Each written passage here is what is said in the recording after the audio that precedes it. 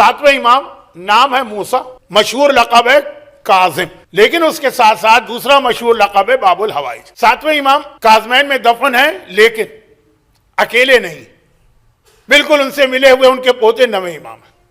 یہ لفظ میں نے کیوں کہا؟ اگرچہ ہر معصوم آپ کی ہر حاجت کو پورا کروا سکتا، لیکن بعض خصوصیات روایتوں میں آ گئی کہ یہ اس امام کے حوالے سے مانگو گے تو زیادہ جلدی قبول ہوگی۔ اس کا مطلب یہ نہیں ہے کہ یہ حاجت آپ دوسرے امام سے نہیں مانگ سکتے۔ رزق کے حوالے سے ساتویں کا ذکر نہیں ہے، وہ نویں کا ہے، جو بالکل اپنے دادا کے ساتھ دفن ہے کاظمین کے اندر۔ جو لوگ زیارت کر کے آئے ان کی آنکھوں کے سامنے تو منظر آ رہا ہوگا اس زری کا کہ جس میں ساتویں ہیں اور نویں ایک ہی زری میں۔ ساتویں امام کے بارے میں یہ ہے کہ باب الحوائج، ہر حاجت پوری ہوتی ہے، لیکن بیماری، مرض، آج کل کینسر بہت زیادہ عام ہے، اس کے علاوہ جتنے مرض ہیں، لیکن اس میں بھی خاص ہے آنکھوں کی بینائی۔ بہت سارے واقعات بھی ہیں ہمارے پاس، لیکن ٹائم بالکل نہیں۔ ویسے ہر حاجت پوری ہوتی، لیکن جیسا کہ بعض معصومین کو اللہ نے مخصوص کر دیا بعض حاجتوں کے ساتھ، ساتویں امام کی سب سے مشہور دعا، اب یہ تو ہے کہ جو دعا ہم امام سے مانگتے ہیں وہ میں نے بتائی، خود امام کے بارے میں ہے کہ دن اور رات میں کثرت کے ساتھ ایک دعا مانگا کرتے تھے، اللہم انی اسألک الراحۃ عند الموت والعفو عند الحساب۔ یہ امام معصوم، اور چونکہ 14 سال جس قید میں گزرے ہیں اس قید میں ذکر خدا ہر وقت زبان پہ رہتا ہے۔ دیکھیں ایک ایک دعا میں کتنے بڑے بڑے میسج ہیں۔ ہم اور آپ تو بڑے بڑے گناہ کر کے بھی اتنی بے فکری سے گھومتے ہیں۔ امام فرما رہے ہیں اللہم انی اسألک الراحہ، اے خدا میں تجھ سے سوال کرتا ہوں جب موت کا وقت آ جائے تو راحت و آرام، جو عذاب ہے روح نکلنے کا وہ میں بیان کیا کرتا تھا جس کی وجہ سے میں کتنا بدنام ہو گیا، والعفو عند الحساب، اور جب حساب کتاب کا مرحلہ آئے تو مجھے معافی عطا کرنا۔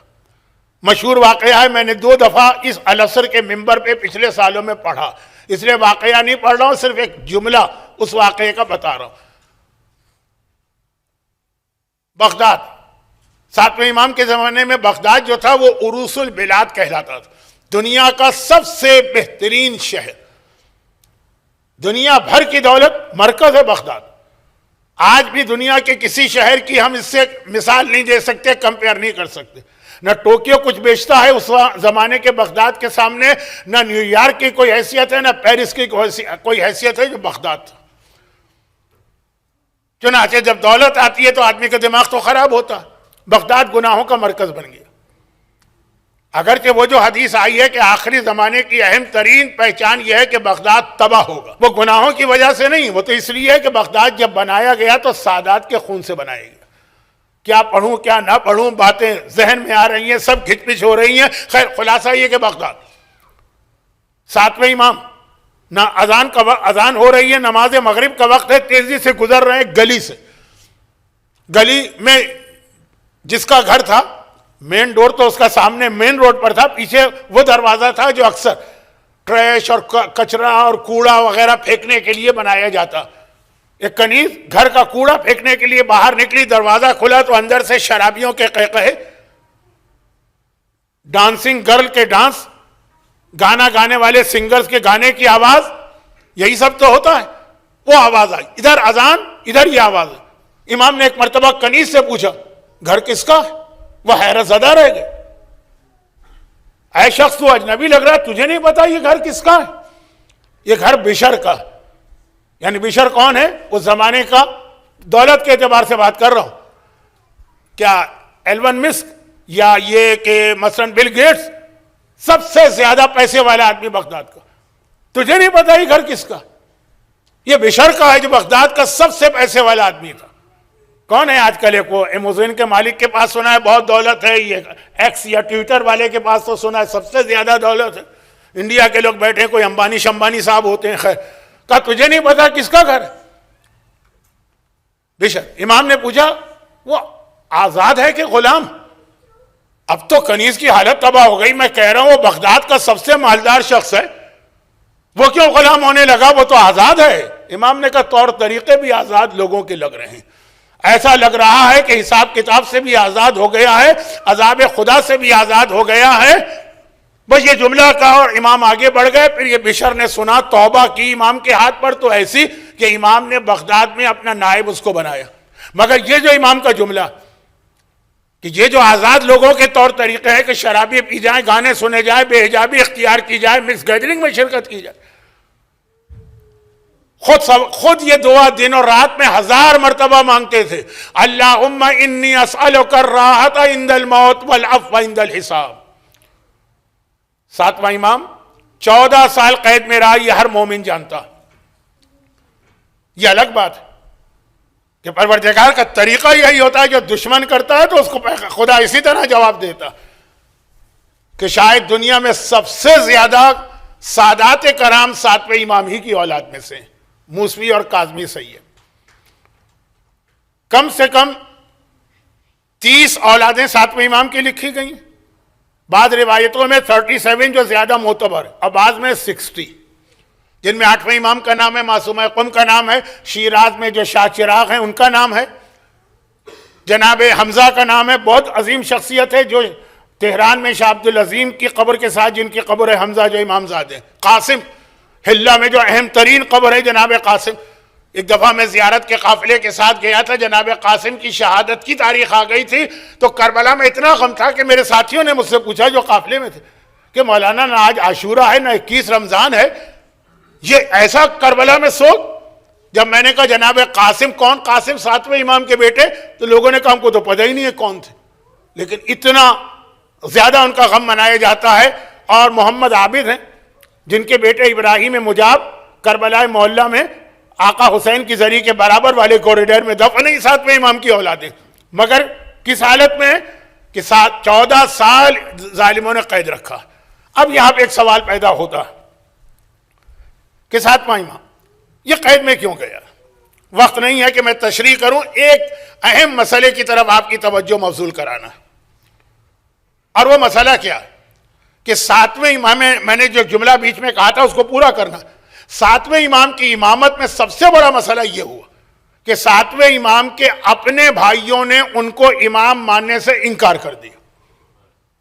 اچھا چلیں یہ بھی ناقابل برداشت، لیکن اس سے بڑھ کر یہ کہ کہا اصل امام ہم ہیں، یہ ہمارا بھائی جھوٹا دعویٰ کر رہا ہے. دیکھیں یہ بات غیر کہے تب بھی ہم سے برداشت نہیں ہوتا ہے کہ امام معصوم پر جھوٹ کی تہمت باندھ. اور اگر چھٹے امام کا اپنا بیٹا 7ویں امام کا اپنا بھائی اپنے بھائی کے بارے میں یہ کہے،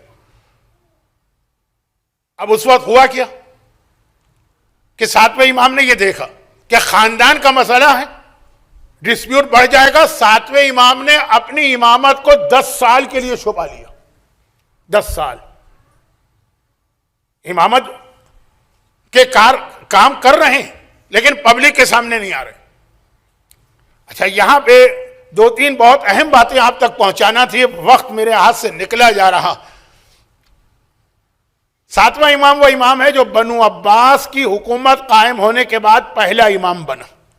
بنو عباس اہل بیت کا نام کا نعرہ لگا کے حکومت میں آئے تھے تو وہ 7ویں امام وہ ڈھونڈ رہے تھے چھٹے کے بعد 7واں ہے کون، کہ جب تک کہ اہل بیت کا خاتمہ نہیں کرو گے تمہارا یہ دعویٰ.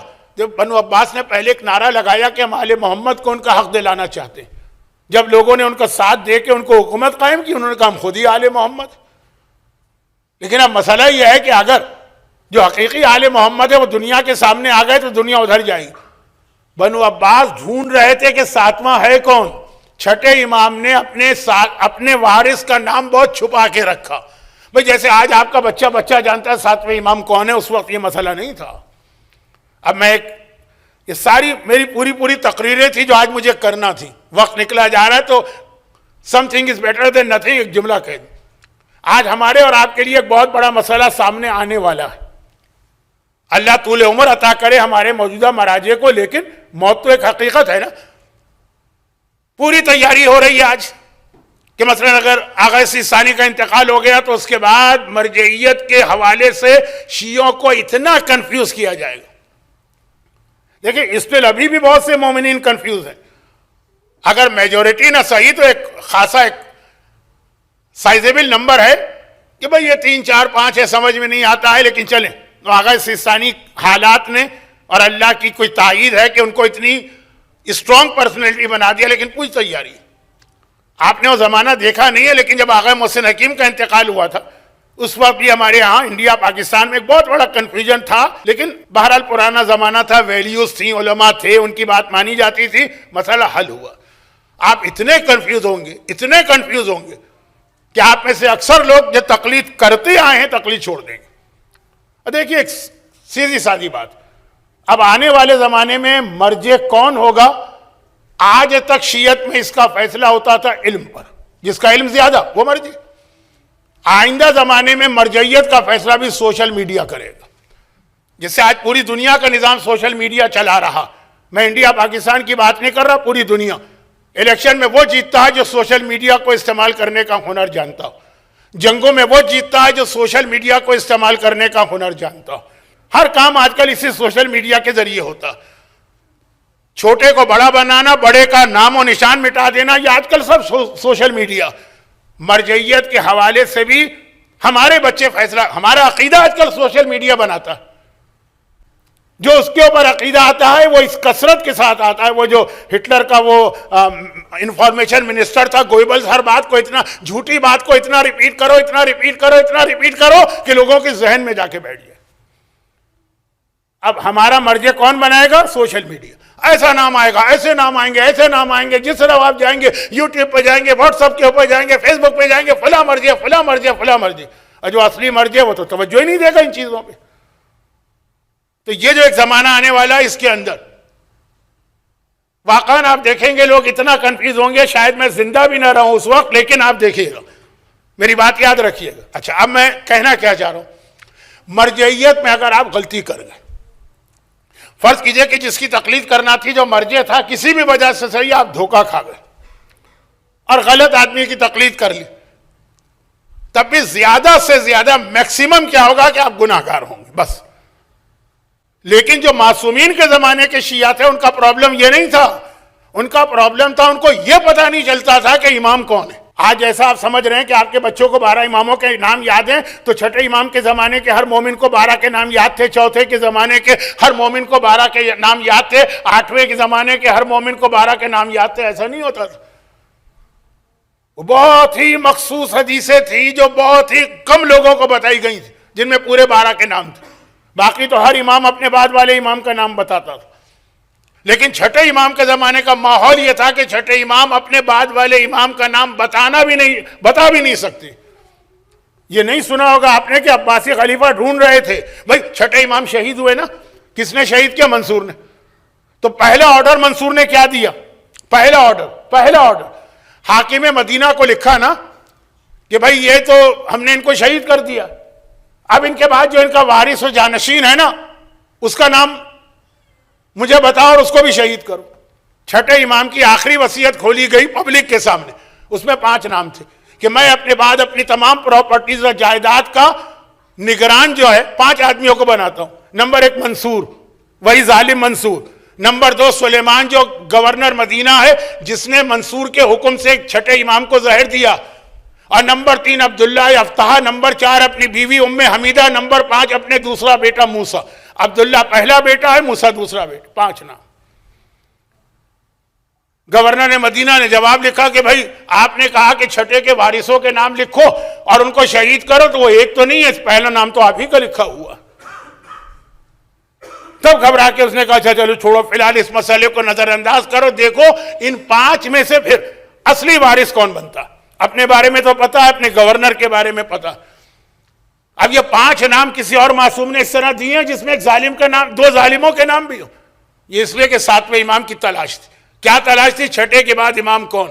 اس زمانے کے مومنین کا مسئلہ یہ تھا کہ وہ دھوکہ کھا جاتے تھے, امامت میں غلط کی امامت کرتے تھے, غلط کی تقلید کر لے تو گناہ گار ہوں گے لیکن آخرت تباہ نہیں ہوگی, لیکن غلط کو امام مان لیں گے تو آخرت تباہ.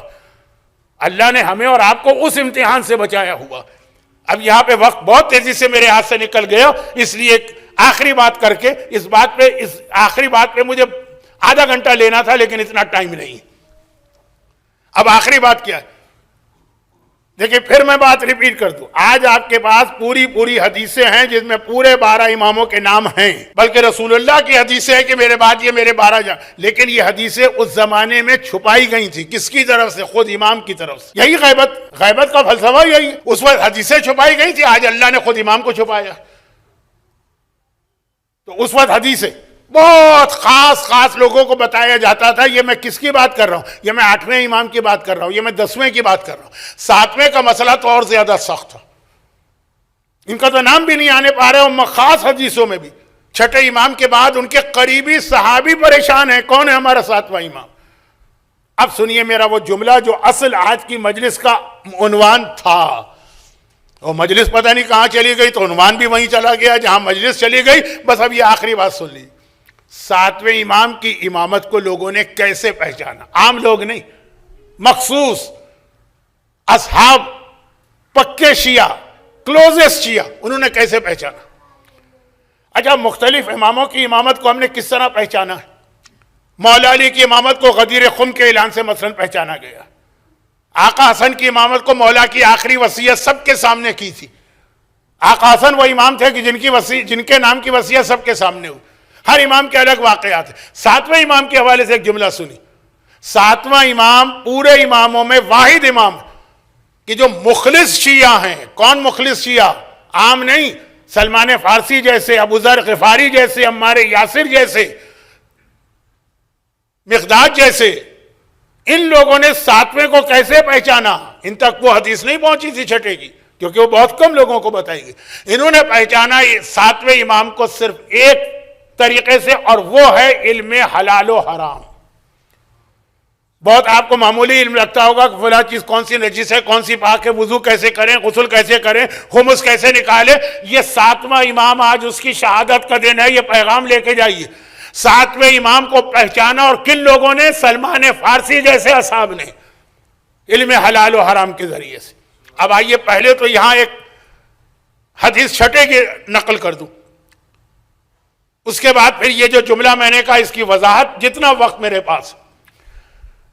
میں نے آج کی مجلس جب شروع کی تھی بہت کم لوگ تھے، کون سی آیت پہلے پڑھی تھی؟ یہ ہم نے تمہیں 7 چیزیں عطا کی، وہ دوسری تھی۔ پہلی آیت تھی قُلْ لَا أَسْأَلُكُمْ عَلَيْهِ أَجْرًا إِلَّا الْمَوَدَّةَ فِي الْقُرْبَى۔ اے حبیب، ان لوگوں سے کہہ دو میری رسالت کا اجر دینا ہے تو قربہ سے مودت کرو۔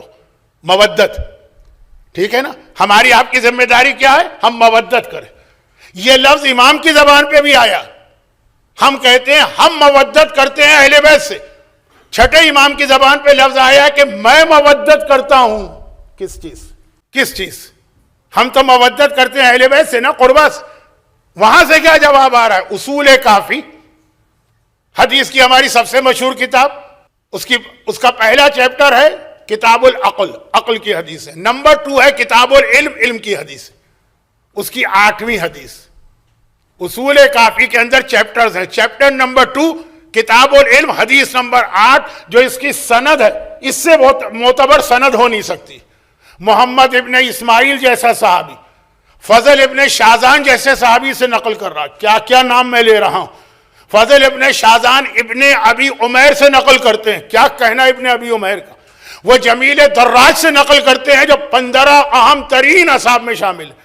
وہ ابان ابن تغلب سے نقل کرتے ہیں جن کو دیکھ کے 5ویں نے کہا تھا ابان مسجد میں بیٹھ کے لوگوں کو فتویٰ دیا کرو، جب تم فتویٰ دیتے ہو ہمارا دل خوش ہو جاتا۔ یہ ایک سے ایک جتنے میں نے نام لیے ہمارے اہم ترین یہ راوی، جن میں محمد بن ابن اسماعیل 11ویں امام کے زمانے کے، فضل ابن شازان 10ویں امام اور 8ویں امام کے صحابی ہیں، وہ نقل کرتے ہیں ابن ابی عمیر سے جو 7ویں امام کے زمانے کے ہیں، وہ جمیل دراج سے جو 6 امام کے ہیں، وہ ابان ابن تغلب سے کیا نقل کرتے ہیں؟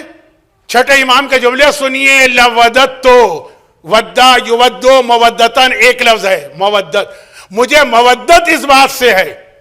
امام کی مودت سنیے، اصول کافی کا حوالہ دیا، اردو میں بھی ہے، انگلش میں بھی ہے، فارسی میں بھی ہے، عربی میں بھی ہے، فرنچ میں بھی ہے۔ مجھے اور 8ویں حدیث ہے، حدیث نمبر 8، چیپٹر نمبر 2 کی 8ویں حدیث، آپ کو زیادہ ٹٹولنے کی ضرورت نہیں. لودت، تو مجھے مودت ہے کہ ان اصحابی ضربت رؤوسہم بالسیاط، میرے اصحاب کے سروں پہ کوڑے مارے جائیں. یہ مجھے پسند ہے، مجھے مودت ہے.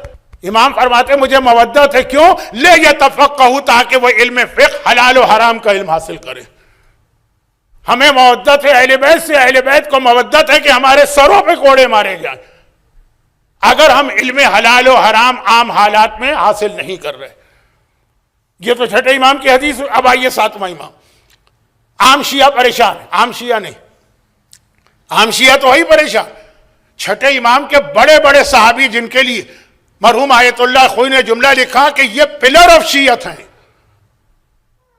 حشام ابن سالم، ابو بصیر اسدی کوفی، مفضل ابن عمر، ایک پلر ہے شیعت کے، پلر.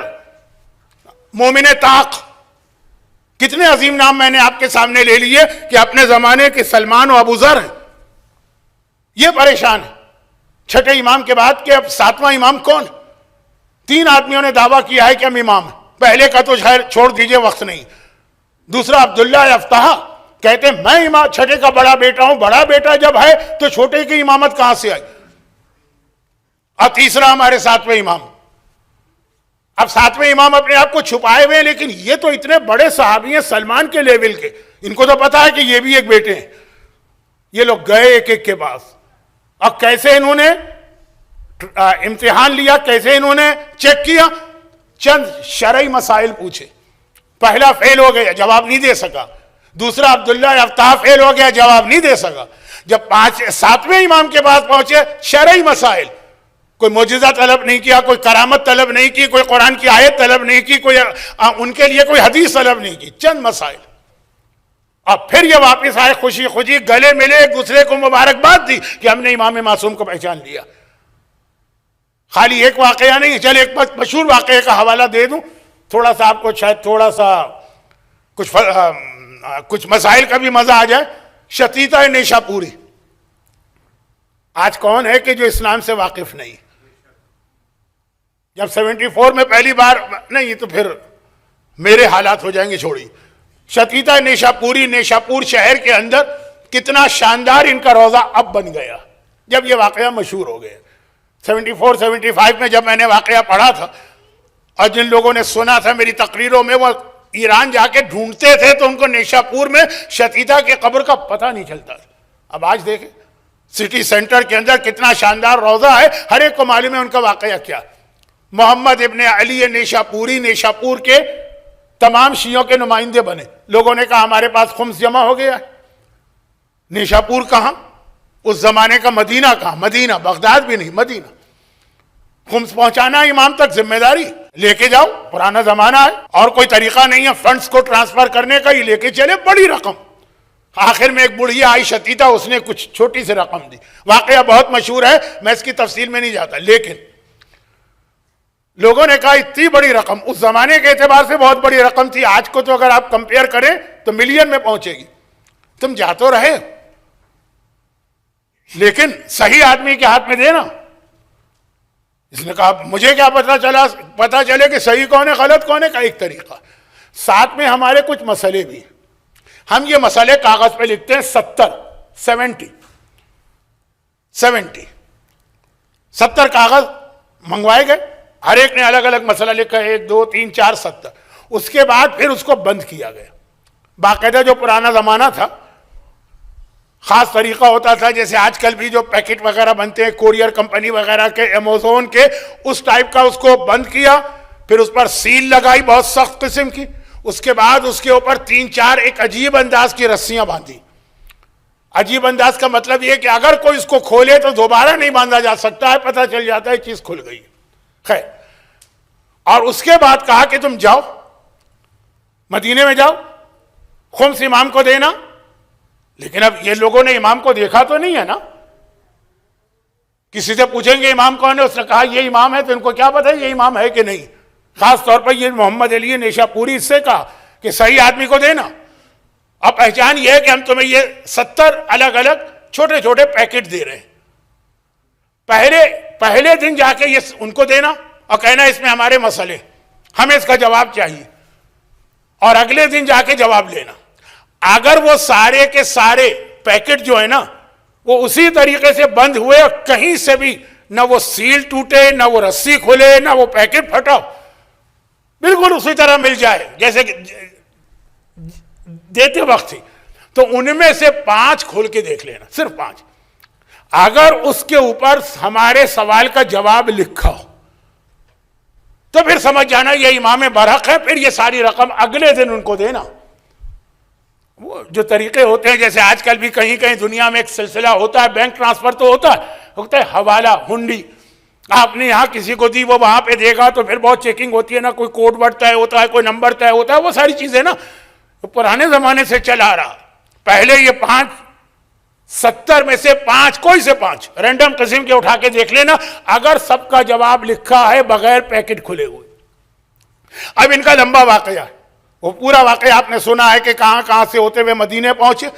وہاں پہنچے تو یہی پرابلم, شیعوں سے پوچھا, عام لوگوں سے نہیں, کہ بھئی اب 7ویں امام کون ہے؟ لوگوں نے عبداللہ افتاح کا نام بتایا, یہ وہاں گئے. وہاں جا کے جو ان کو دیکھا اور ان کی باتیں سنی تو وہ اتنی نانسنس باتیں تھیں, کہا کہ میں تو ان کا امتحان بھی نہیں لیتا یہ سوال دے کر, تو باتوں سے لگ رہا ہے کہ امام نہیں ہو سکتا. اب میں کیا کروں؟ اب باہر آ گئے. اب یہ نئے آدمی ہیں شہر میں. وہ جو پرانا واقعہ تھا اس کے اندر وہ جو 5-6 شیعہ تھے, پلر آف شیعت تھے, وہ جانتے تھے کہ 7ویں ایک ہیں موسیٰ, ایک بیٹے اور بھی ہیں چھٹے کے, ان کو تو کچھ نہیں پتا.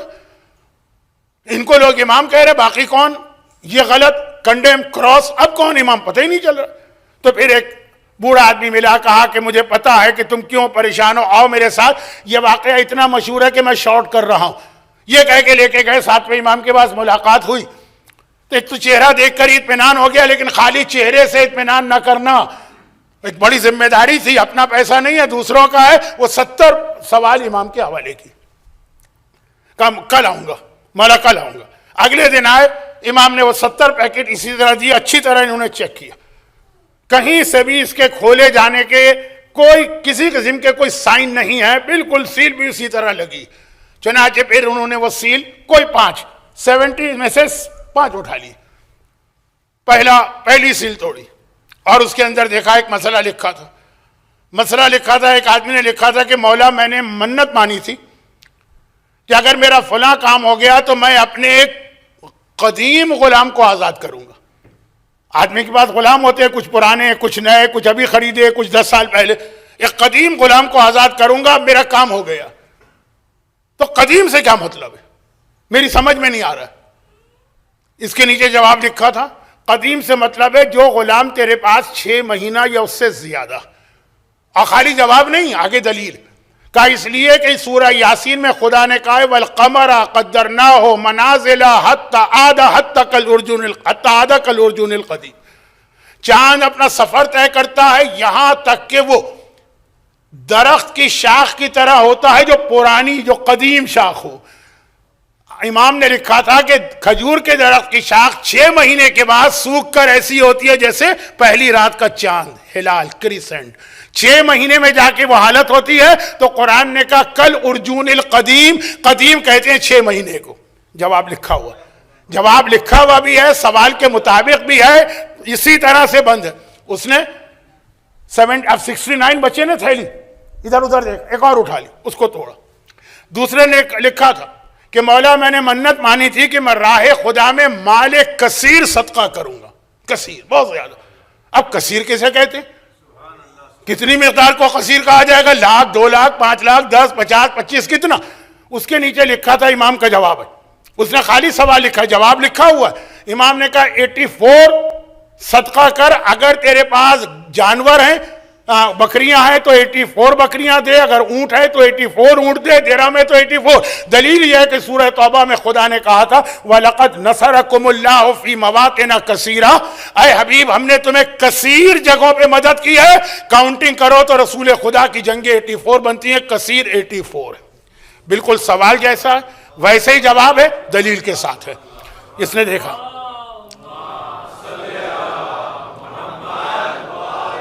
آپ نے غلط مجمع میں سلوات پڑھوا لی. خیر, اب آئیے تیسرا. اب وہ 68 بچے. ایک بار اس نے رینڈملی ایک اور اٹھا لی, اس کو توڑا. اس میں یہ لکھا تھا کہ پہلے زمانے میں یہ بہت ہوتا تھا، کپڑا بڑا قیمتی ہوتا ہے، تو جب کوئی میت دفن کی جاتی ہے تو لوگ جو چور ہوتے ہیں نا وہ قبر کھود کے کفن نکالتے ہیں، کفن بہت قیمتی ہوتا تھا۔ اب آج کل ٹیکسٹائل انڈسٹری کے بعد کوئی اہمیت نہ رہی، تو خیر اس نے کہا کہ ایک آدمی نے ہمارے علاقے میں کفن چوری کے لیے قبر کھودی، کفن چوری کیا اور نکلتے نکلتے میت کا سر کاٹ لیا، سر بھی کاٹ لیا اس نے۔ اب کیا کیا جائے؟ اس کے نیچے جواب لکھا تھا، امام نے لکھا ہے کہ اس کا ہاتھ بھی کاٹا جائے گا اور اس کو 100 درہم 100 دینار دیت دینا پڑے گی، کیونکہ اس نے حرز میں سے چوری کی ہے۔ ایک جملہ یاد رکھی، اگر کوئی آدمی چوری کرے اور محفوظ جگہ سے چوری کرے تو ہاتھ کٹتا، کھلی جگہ سے چوری کرے ہاتھ نہیں کٹتا۔ آپ نے کوئی چیز اپنے گھر کے دروازے کے باہر رکھی اور کسی کام سے چلے گئے، کوئی اٹھا کے لے گیا، اس کا ہاتھ نہیں کٹے گا۔ ہاں، اندر گھر میں رکھ کے سیف میں رکھ کے تالا لگایا تو ہاتھ کٹے گا۔ اگر آپ کی اوپر کی پاکٹ سے کسی نے چوری کی تو ہاتھ کٹے گا، اور اگر آپ کی پتلون کی پیچھے کی پاکٹ سے چوری کی تو ہاتھ نہیں کٹے گا، سزا ملے گی۔ چوروں کے لیے مجلس نہیں پڑھ رہا ہوں، سزا ملے گی، ہاتھ نہیں کٹے گا۔ کہا کہ وہ مالک کو بھی اپنے مال کی حفاظت کرنا ہے، اگر اس کی لاپرواہی ہے تو کوئی ذمہ داری اس پر بھی ہے۔ تو کہا چونکہ قبر بند ہوتی ہے، وہاں سے چوری کی ہے، اس لیے اس کا ہاتھ کٹے گا، اور میت جو ہے اس بچے کی طرح ہے جو ماں کے پیٹ میں ہے، ابھی اس میں روح نہیں آئی ہے۔ بچے کے مرحلے ہوتے ہیں نا، قرآن نے بتایا پہلے جمع و خون ہے، اور اس کے بعد پہلے نطفہ ہے اسپرم، پھر جمع و خون ہے، پھر گوشت ہے، پھر ہڈیاں ہیں، پھر اس کے بعد کمپلیٹ ہوتا ہے بچہ، پھر روح پڑتی ہے۔ تو اگر بچے میں روح نہ پڑے اس سے پہلے کوئی بچے کو مار دے تو 100 دینار ہے۔ میت بھی اسی طرح سے ہے کہ ابھی روح نہیں ہے، اس لیے 100 دینار ہے۔ یہ امام نے کہا ہاتھ کاٹو کیونکہ اس نے بند جگہ سے چوری کی ہے، اور 100 دینار دو کیونکہ بچے کی طرح سے ہے جو ماں کے پیٹ میں کمپلیٹ تو ہو گیا، ابھی روح نہیں پڑی ہے۔ اب 3 جو اس نے پرچے دیکھے، اس کو اطمینان ہو گیا، اور پھر اس نے امام کو خمس دیا اور واپس آیا۔ تو اس نے بھی ایک بڑی امانت اس کے پاس ہے، امانت۔ امامت کو پہچانا کیسے؟ انہی مسائل حلال و حرام کے ذریعے سے۔ چھٹا امام کہتا ہے مجھے مودت ہے میرے ماننے والے حلال و حرام کے مسئلے سیکھیں، چاہے اس کے لیے ان کے سروں پہ کوڑے مارنا پڑے۔ اور 7ویں امام کی امامت کا پیغام یہ کہ کوشش یہ کریں کہ جتنا زیادہ اپنی یہ نالج بڑھا سکیں۔ یہ جو آج کل یوٹیوب پر الٹے سیدھے کلپ چل رہے ہیں وہ اسی وجہ سے چل رہے ہیں کہ صاحبان ایمان کی اپنی معلومات بہت کم ہو کے رہ گئی۔ اور آخری بات سن لیجیے، آخری بات وہ یہ کہ آقا حسین 28 رجب کو جب کربلا سے چلے تھے، موضوع وہی چل رہا ہے، 28 رجب کو جب آقا حسین کربلا سے چلے تھے تو آپ کو ایک عجیب بات نظر آئی، جگہ جگہ اپنی فوج کو کم کرتے جا رہے تھے، جگہ جگہ لوگوں کو واپس بھی کرتے جا رہے تھے، لیکن کچھ لوگوں کو بلا بھی رہے تھے۔ اہم ترین شخص جس کو بلایا گیا، ویسے تو کوفے میں بھی امام کا قاصد گیا، ویسے تو بصرہ میں بھی امام کا قاصد گیا، بلایا بھی گیا بھیجا بھی گیا، بھئی شب عاشور چراغ گل کر کے بھیجا بھی گئے اور بلایا بھی گئے۔ اب جو بلایا گیا اس میں اہم ترین نام ہے حبیب ابن مظاہر کا۔ حبیب ابن مظاہر کو آقا حسین نے جو بلایا تو کیا کہہ کے بلایا؟ من الحسین ابن علی الی الرجل الفقیہ حبیب ابن مظاہر، یہ علی کے بیٹے حسین کی جانب سے بلاوا ہے مظاہر کے بیٹے حبیب کو جو مرد فقیہ ہے۔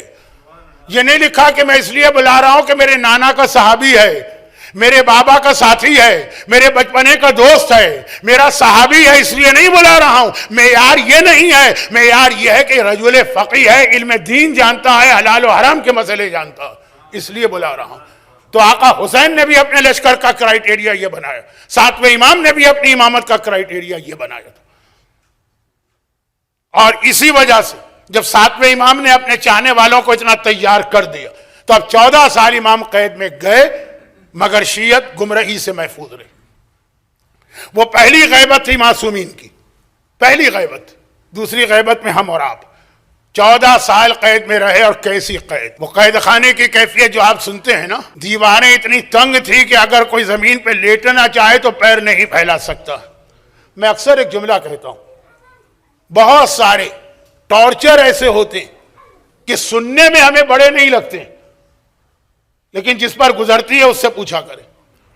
بھائی اگر آپ سنیں کسی کے کوڑے مارے گئے یہ ٹارچر بڑا لگتا، اگر آپ سنیں کہ کسی کی زبان کاٹ لی گئی یہ ٹارچر بڑا لگتا، اگر آپ یہ سنیں کہ کسی کے ہاتھ کاٹ دیے گئے بڑا ٹارچر لگتا، لیکن اگر یہ کہا جائے کہ 14 سال کو اس طرح زمین پہ لیٹا کے پیر نہیں پھیلا سکتا، آپ کو یہ کوئی عجیب بات نہیں لگے گی، لیکن 14 گھنٹے اس طرح لیٹ کے دیکھ لیجیے، آپ اندازہ ہو.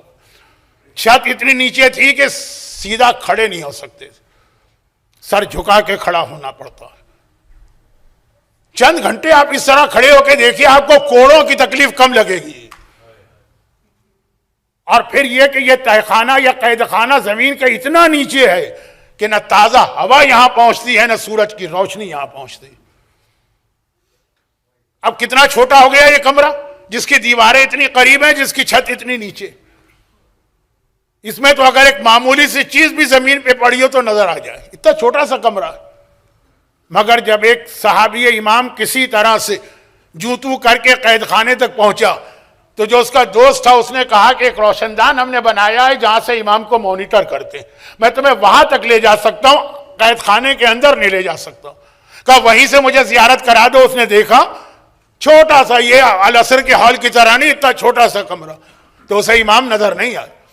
ایک مرتبہ غصے کے عالم میں اس سپاہی کی طرف مڑا کہ تم نے مجھ سے مذاق کیا کہ میرے امام کی زیارت کراؤ گے، یہاں تو کوئی بھی نہیں. کہا تمہارا امام ہے، غور سے دیکھو. کہا کون سا بڑا سا کمرہ ہے، چھوٹا سا کمرہ ہے، کچھ نظر نہیں آ رہا، بس زمین پہ ایک سفید کپڑا بچھا ہوا. کہا جسے تم سفید کپڑا سمجھ رہے ہو نا، یہی وہ تمہارا امام معصوم ہے جس کی زیارت کے لیے تم آنا چاہ رہے تھے. 14 سال اس قید خانے میں امام نے گزارے، اور اس کے بعد ایک خاص واقعہ پیش آیا جس کے بیان کا وقت نہیں، جس کے نتیجے میں ہارون نے کہا میں شکار پہ جا رہا ہوں. وہ اپنے آپ کو ایبسنٹ ظاہر کرنا چاہتا، اور اے سندی جو اس کا ملازم ہے، جو امام کی قید میں جیلر، تم میری ایبسنس میں امام کو زہر دے دینا.